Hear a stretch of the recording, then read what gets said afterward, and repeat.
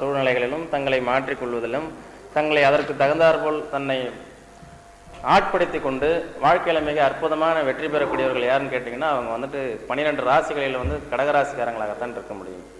ஒரே நேரத்தில் பார்த்தீங்கன்னா 3 இடத்துல இருப்பாங்க. அது எப்படிங்கிறது கடகராசிக்காரங்களை தான் கேட்கணும். இங்கே இருப்பாங்க, இங்கே தான் பேசிகிட்டு இருப்பாங்க, ஆனால் அவங்களுடைய சிந்தனைகள் வந்து ஃபேக்ட்ரியில் இருக்கும். அப்புறம் வேற ஒரு பக்கம் எங்கள் ஆர்டர் கொடுத்த இடத்துக்கு அங்கே இருக்கும். ஆனால் இங்கே இன்னும் டீ சாப்பிட்டுட்டு இருப்பாங்க. இங்கே பேசிகிட்டு இருக்கிறதுக்கும் தலையாடிக்குவாங்க, அதுக்கும் சிரிச்சுக்குவாங்க. ஆனால் அவங்க இடம் வந்து 3. நீங்கள் உண்மையாக இல்லையாங்கிறது இந்த கடகராசி நேயர்கள்லாம் பார்த்துட்டே இருக்கீங்க, நல்லாவே உங்களுக்கு தெரிய வரும். நீங்கள் ஒரே நேரத்தில் 3 இடத்துல இருப்பீங்களா இல்லையா? கண்டிப்பாக இருப்பீங்க. இந்த கடகம் அப்படிங்கிறது அந்த அளவுக்கு நினைவாற்றலையும், சந்திரன் வந்துட்டு மிக வேகமாக சுழலக்கூடிய கிரகம் எது அப்படின்னா சந்திரன். அந்த சந்திரன் உங்கள் ராசிக்கு அதிபதியாக இருப்பதால் உங்கள் ஜாதகத்தில் கடகத்தில் சந்திரன் ஆட்சி. அதே மாதிரி குரு உச்சம், செவ்வாய் அப்படிங்கிறது நீசம்.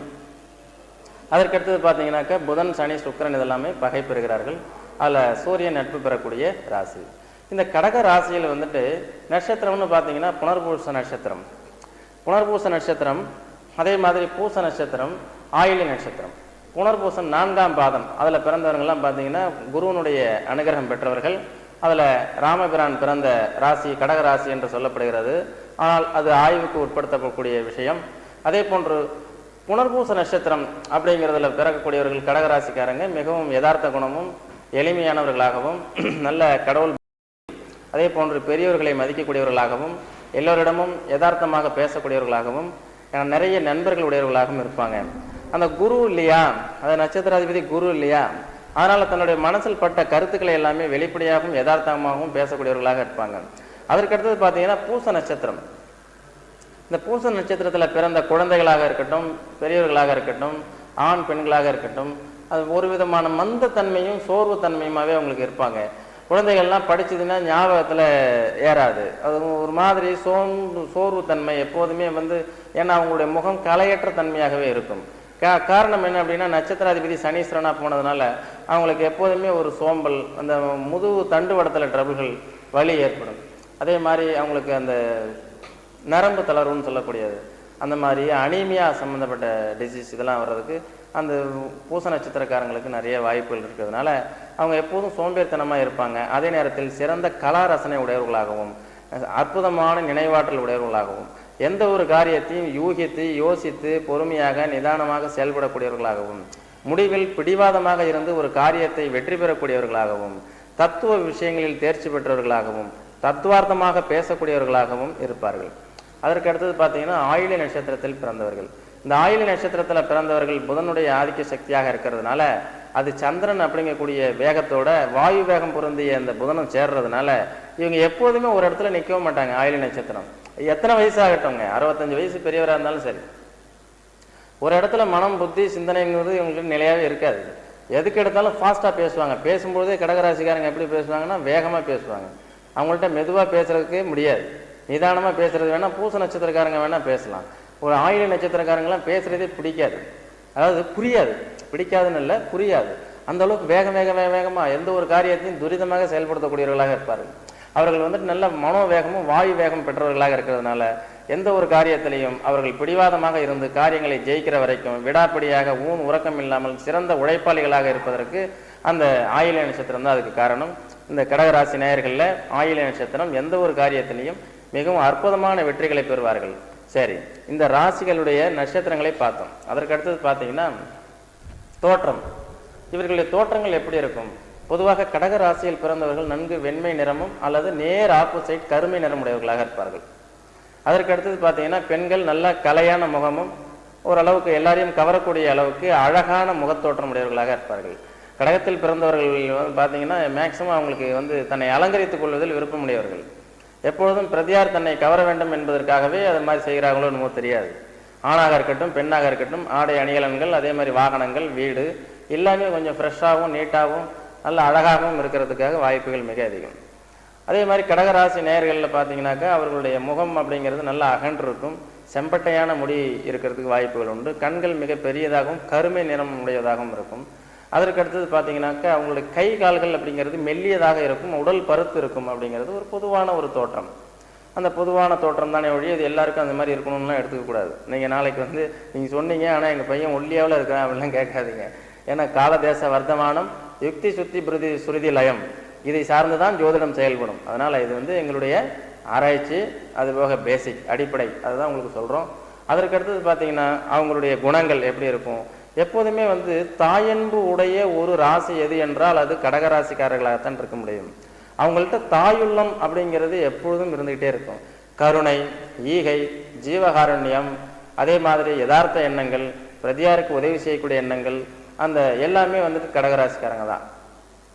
கடகராசிக்கார குழந்தைகள்லாம் எப்படி இருப்பாங்க, தனக்குன்னு ஒரு பொருள்கள் இருந்தாலும் அதை பிரதியாரிடம் கொடுத்து மகிழக்கூடிய குழந்தைகளாக இருப்பார்கள். அது யாருக்கும் இல்லைன்னு சொல்ல மாட்டாங்க. அதே நேரத்தில் பிடிவாதக்கார குழந்தைகளாக இருப்பார்கள்.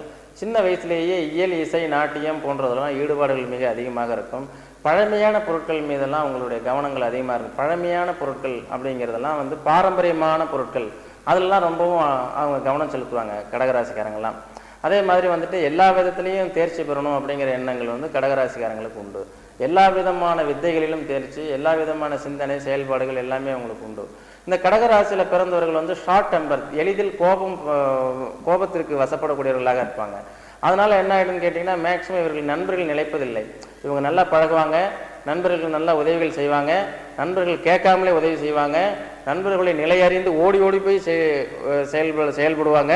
அப்படி ஓடோடி போய் உதவி செஞ்சுதான் இந்த கடந்த 5 வருஷத்துல 7.5 நாட்டு சனியில நிறைய சிக்கல்ல மாட்டிக்கிட்டு என்ன பண்றதுன்னே தெரியாம முடிச்சிட்டு இருப்பாங்க. இதெல்லாம் கடகராசிக்காரங்க, உங்களுக்கு நல்லாவே தெரியும், பார்த்துட்டே இருக்கிறீங்க நிகழ்ச்சியை. இதுல மனைவிக்கு தெரியாம செஞ்சவங்க, கணவனுக்கு தெரியாம அவனுடைய தோழிகளுக்கு உதவி செய்து அதனால் சிக்கல் இருக்கக்கூடிய மனைவிமார்கள் எல்லாருமே இந்த நிகழ்ச்சியை பார்த்துட்டு இருப்பீங்க. கண்டிப்பா நீங்க சிக்கல்ல அன்பின் ஆதிக்கத்தினால், அதுக்காகத்தான் நண்டுக்கு இடங்குடையல் அப்படின்னு பழமொழி சொன்னது. நண்டு என்றால் 2 விதம், ஒன்று கரையில் அல்லது நீரில், இப்படி 2லையும் மாறி மாறி வாழக்கூடிய மாறும் தன்மை உடையது.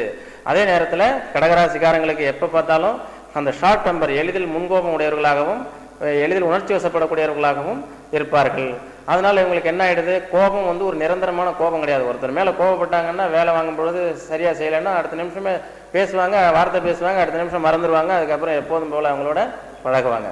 அதனால கடகராசிக்காரங்க வந்துட்டு அன்பின் ஆதிக்கத்தினால் வாழக்கூடியவர்கள், உணர்ச்சி மயமானவர்கள், உணர்ச்சிகளுக்கு கட்டுப்படக்கூடியவர்கள். அதனால இவர்கள் கெட்ட பழக்க வழக்கங்களுக்கு அடிமையாகக்கூடாது. பித்த உடம்பு, அதே மாதிரி பித்த உடம்பா இருக்கிறதுனால ஷார்ட் டெம்பர் ஆகிடுவாங்க. அதனால் ப்ரெஷர் வரும், டென்ஷன் வரும், கோபம் வந்து கோபத்தையெல்லாம் குறைச்சிக்கிறது நல்லது.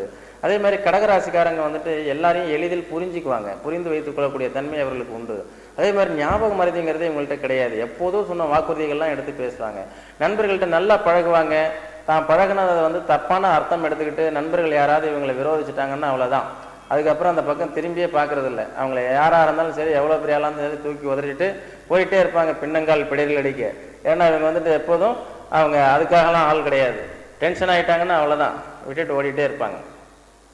அதே மாதிரி இவர்கள் பார்த்தீங்கன்னா அந்த டென்ஷன் ஆகிறதுக்கு முன்னாடி அந்த நண்பர்கள் பழகின பழக்க வழக்கத்தை மனதில் வைத்துக்கொண்டு எப்பொழுதும் அவர்களுக்கு நன்றி உள்ளவர்களாக இருப்பார்கள். அதுதான் இவங்கள்ட்ட ஒரு விசுவாசம், கடகராசிக்காரங்கள்ட்ட ஒரு விசுவாசம். அவன் நேற்று தான் என்கிட்ட சண்டை, ஆனால் நேற்றுக்கு முதல் நாள்லாம் அவன் நல்லா தான் பழகினான், அதனால் பழகின பழக்கத்தை மறக்க முடியாது அப்படின்னு சொல்லுவாங்க.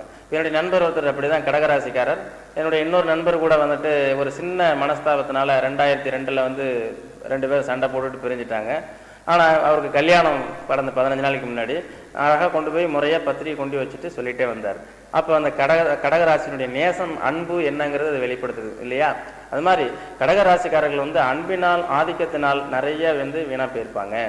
அது யார் யாருக்கு எப்படி செய்யணும், யார் யாருக்கு நல்லது செய்யணும், யார் யாருக்கு கெடுதல் செய்யணும் அப்படிங்கிறதெல்லாம் பகுத்து அறியக்கூடிய சக்தி அவர்களுக்கு கிடையாது. அதே மாதிரி அவங்களுக்கு தேவையில்லாத வீண் கோபங்களும் டென்ஷன்களையும் குறைத்து கொள்ள வேண்டும். எந்த ஒரு காரியமாக இருந்தாலும் நீங்கள் நல்ல வெற்றி பெறுறீங்க, நல்ல செயல்படுறீங்க. ஆனால் வந்துட்டு நீங்கள் இன்னொரு வந்து உங்கள்கிட்ட மாற்றிக்கக்கூடிய விஷயம் என்ன அப்படின்னு கேட்டிங்கன்னா, ஒரு செயலை செய்யலாமா வேண்டாமான்னு நீங்கள் நிறைய வந்துட்டு மைண்ட் ஆக்சிலேஷன் பண்ணுவீங்க. ஒரு காரியத்தை செய்யலாமா வேண்டாமான்னு டக்குன்னு இறங்கி செஞ்சிட்டிங்கன்னா அதில் வெற்றி கிடைக்கும். ஆனால் நீங்கள் அது செய்யலாமா வேண்டாமா அந்த படத்துக்கு போகலாமா வேண்டாம் நீங்கள் சிந்திச்சுட்டு இருக்கும்போதே டைம் ஆகி போய்டும், படம் போட்டு ஓடிட்டு இருக்கும், நீங்கள் போக முடியாது. அந்த மாதிரி தான் நிறைய காரியங்களை நீங்கள் வந்து தோல்வி அடைஞ்சிருப்பீங்க. எந்த ஒரு விஷயத்தையும் மலார்னு ஒரு சிந்திச்சு உடனே செயல்பாட்டு கொண்டு வந்துடணும். உங்கள்கிட்ட ஆக்க சக்திகள் இருக்கு, அறிவுபூர்வமான சிந்தனைகள் இருக்கு, சிறந்த ஊக்கம் இருக்கு, செயல்பாடுகள் இருக்கு, நல்ல ஆற்றல் உங்களுக்குள்ளாரே இருக்கு. உங்களுடைய பலவீனமே என்னன்னு கேட்டீங்கன்னா, நீங்க எப்போதுமே ஒரு காரியத்தை சிந்திச்சிட்டீங்கன்னா உடனே செய்யறதில்லை. அதற்கு அடுத்தது பார்த்தீங்கன்னா இவங்களுக்கு வரக்கூடிய ஆரோக்கியம், நோய்கள், இவங்களுக்கு உடல்ல வந்துட்டு வயிற்று உபாதைகள் நிறைய ஏற்படும். ஈஸ்னோஃபைல், அதே மாதிரி பார்த்தீங்கன்னாக்கா கழுத்தில் வரக்கூடிய தைராய்டு சுரப்பிகள் கோளாறு, அதே மாதிரி ஃப்ளூ ஜுரம், அதே மாதிரி டிபி மாதிரி காசம், அதே மாதிரி சுவாச காசம், அதாவது வந்து பிராங்கடைட்டிஸ் ட்ரபிள், நுரையீரல் சம்மந்தப்பட்ட வியாதிகள்லாம் இவங்களுக்கு வர்றதுக்கு நிறைய வாய்ப்புகள் இருக்குது. செரிமான நல கோளாறுகள், அது மாதிரி அஜீரண உபாதைகள், அடி வயிற்று உபாதைகள் இதெல்லாம் ஏற்படும். அது சரியான டயத்துக்கு வந்து நல்லா விரும்பி சாப்பிடுவாங்க. சாப்பிடும்போது கட்டுப்பாடு இல்லாமல் உணவு சாப்பிடுவாங்க. இவங்களுக்கு நல்ல வேகமாக சுட சுட இருக்கணும். எப்போதுமே எந்த நேரத்துலையும் பசிக்குதுன்னு தெரியாது. அப்போ உடனே எந்திரிச்சு உட்காந்து உடனே சாப்பிட்ருவாங்க. நைட்டு 12 மணி 1 மணி ஆனாலும். பசி அப்படிங்கிறதுலாம் பொறுக்க முடியாத ராசி எதுன்னா கடகராசி. அதனால் என்ன பண்ணிடுறாங்க, இவங்களுக்கு அல்சர் சம்மந்தப்பட்ட வியாதிகள் வர்றதுக்கு நிறைய வாய்ப்புகள் இருக்குது. அதே மாதிரி அவங்களுக்கு பைல்ஸ் தொந்தரவுகள் வரும். கடக லக்கணமோ கடகராசியோ பார்த்தீங்கன்னா பைல் சம்மந்தப்பட்ட தொந்தரவுகள் வர்றதுக்கு நிறைய வாய்ப்புகள் இருக்கிறதுனால அதெல்லாம் அவங்க வந்துட்டு உணவு கட்டுப்பாடு ரொம்ப ரொம்ப அவசியம். சில தகாத கெட்ட பழக்க வழக்கங்களுக்கெல்லாம் அடிமையாகிட்டிங்கன்னா அதுலேருந்து ரிலீஸ் ஆக முடியாது. அதனால் அதிலிருந்து ரிலீஸ் ஆகிறதுக்கு உண்டான முயற்சிகள் எடுக்கிறது ரொம்ப ரொம்ப நல்லது.